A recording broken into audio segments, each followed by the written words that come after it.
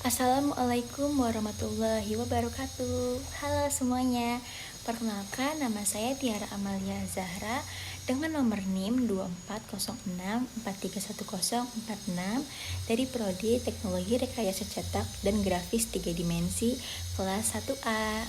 Pada video kali ini saya ingin menjelaskan sedikit tentang proyek yang sudah saya buat yang berjudul Analisis Evaluasi Penerapan Prinsip Kesehatan dan Keselamatan Kerja di Industri Logistik PT Gia Prima Indonesia. Yang pertama adalah latar belakang kesehatan dan keselamatan kerja atau yang biasa disebut dengan K3 itu sangat penting dalam industri logistik yang memiliki resiko tinggi seperti kecelakaan kerja dan bahaya alat berat.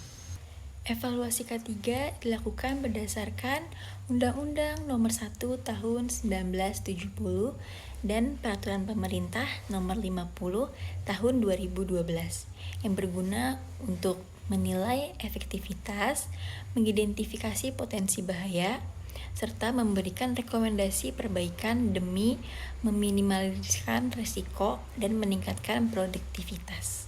Yang kedua ada tujuan, yaitu menilai efektivitas sistem K3, mengidentifikasikan potensi bahaya, memberikan rekomendasi perbaikan, serta meningkatkan keselamatan dan produktivitas di PT Gia Prima Indonesia.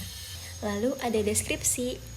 PT Gia Prima Indonesia adalah sebuah perusahaan logistik di bidang penyimpanan skincare atau alat kecantikan pada wanita yang berlokasikan di daerah Daan Mogot, Jakarta Barat.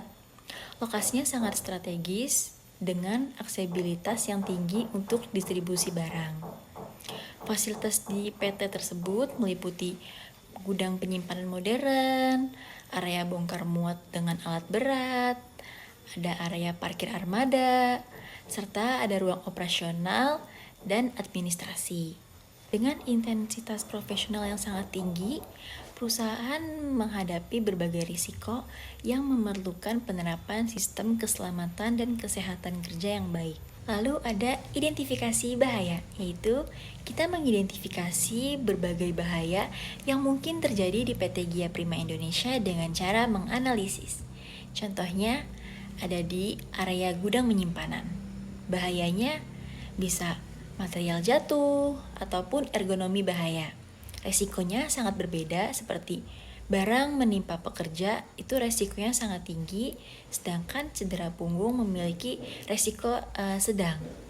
Selain di gudang penyimpanan, ada juga area bongkar muat, seperti alat berat bisa tergelincir atau terjatuh. Resikonya itu sangat beda-beda dan tingkat resikonya pun berbeda-beda.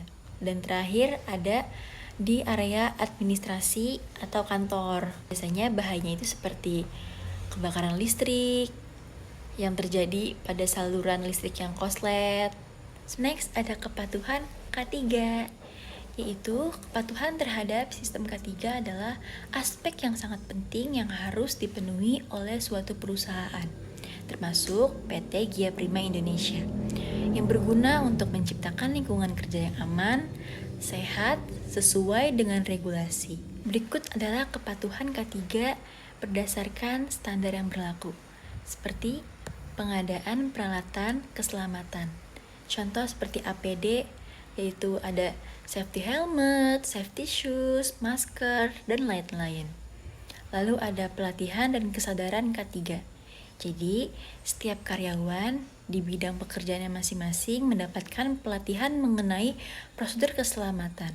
Lalu ada pengelolaan lingkungan kerja, yaitu perusahaan melakukan meminimalisir bahaya lingkungan seperti pencahayaan yang sangat cukup di dalam ruangan dan memiliki apar dan banyak dipasang kipas angin untuk para pekerja. Untuk kesehatan pekerja, perusahaan hanya menyediakan kotak P3K, yaitu yang dijadikan sebagai pertolongan pertama bagi para pekerja jika terjadi hal yang tidak diinginkan.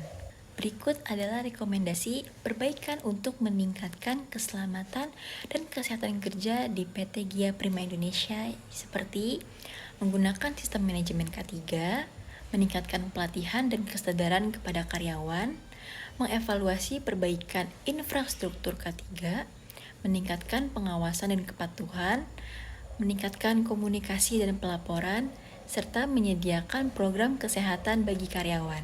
Dan terakhir ada kesimpulan. Kesimpulannya, penerapan K3 di PT Gia Prima Indonesia itu bertujuan untuk meningkatkan keselamatan, kesehatan, serta produktivitas karyawan.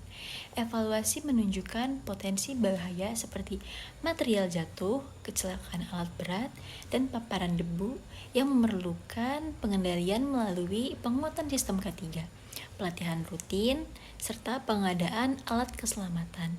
Dan yang paling penting, pengawasan yang ketat.